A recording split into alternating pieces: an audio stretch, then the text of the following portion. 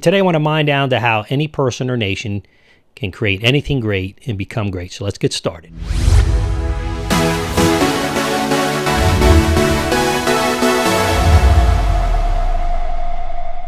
Hey everybody, welcome back to Reason for Truth. Truth comes first, reasons come last.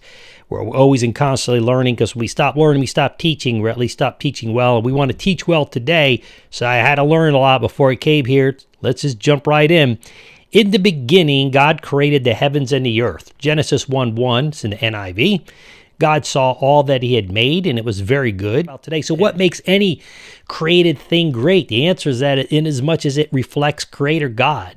Not any God, but the one true God of the universe is spoken about in the Bible, Yahweh, or as the Bible calls him, the great I am. See, God said to Moses, I am who I am, and he said, say this to the people of Israel, I am has sent me to you, Exodus 3:24. So in the end, whatever you and I do today will be great and is great in as much as it reflects God's beauty, his character, his essence, and his ways. And in as much as we deviate from God, all we do will reflect the opposite. We don't want to do that. So looking at God's beauty, look at New York City. What's the most beautiful part of New York City? Well, the historical buildings, I think, are the most beautiful. They were designed and built mostly in the 1800s.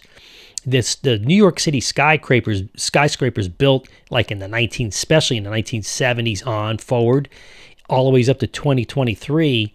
I don't think they hold a candle to the original buildings and the beauty. The 1800s architecture reflects work built by literally human hands, chiseling out artwork, carved work from within the hearts of men that pointed back to God, the gifts that God gave them, the mission that God gave, that came out in their belief system. This reflects the greatness and beauty of God. The large skyscrapers of today, they truly are marvels for sure, and there's some beauty in them, but they're soulless. They're steel shells covered with glass. They have little, if any, depth of character, and there's really no soul to the buildings. Not that buildings have souls, but you know what I'm saying. Metaphorically speaking, they're not made slowly and with patient hands. They're made with technology or put up quickly with cranes. And I don't see a lot of dependence on God. I don't think they go up so fast, they probably don't have time to think about God. They think about profit. So the prophet Jeremiah said, O Lord God, it is you who have made the heavens and the earth by your great power and by your outstretched arm. Nothing is too hard for you, Jeremiah 32:7. I think that says it all. That's right. Nothing is too great for God.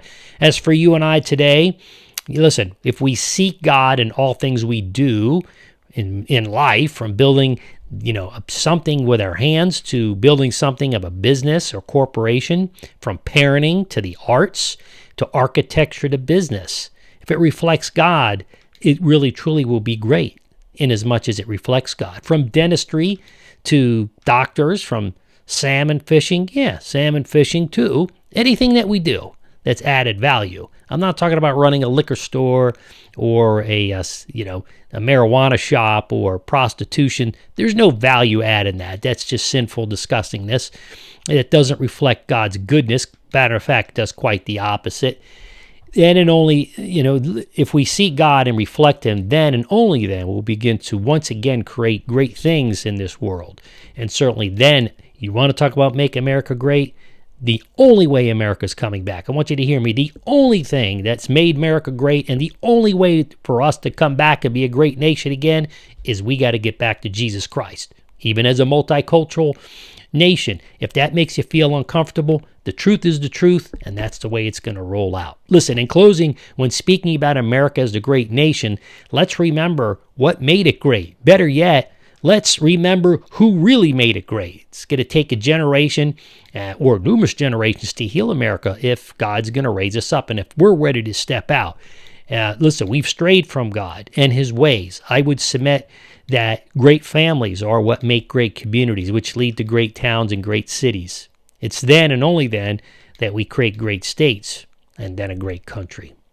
And any country in the world that is great was built by something greater than itself. And that always starts with the greatest of all, the great I am. Listen, hope this resonates with you. Hope you take the challenge. I was watching Jordan Peterson interview with Metaxas in his book, Letter to the American Church. it's unbelievable. He said something that stuck with me. He said, listen, if we're not being persecuted, we're not really being the church. And if we're silent, then we're going to be judged for our silence. That's unfortunately, what the Germans did in World War II, and it cost millions and millions of innocent girls, women, babies, men to be slaughtered at the hands of the Nazis. That sounds strong, but it's true. So God's blessings to you. Think about that. I know that's kind of heavy.